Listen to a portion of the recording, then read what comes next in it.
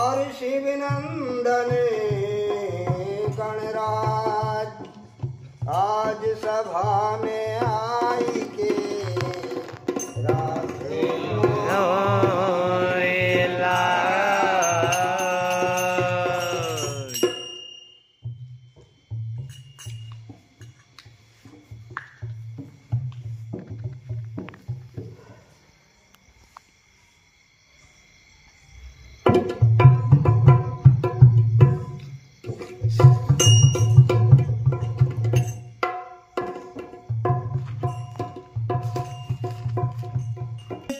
महाकाय सूर्य कोटि संप्रभ निर्विघ्न कुरु मे देव सर्व कार्येषु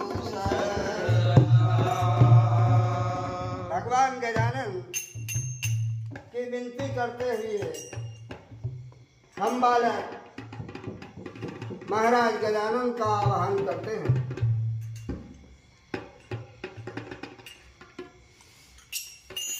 और अब तो आ जाओ गणराजा देवा, ऐसी कृपा तुम कर दो।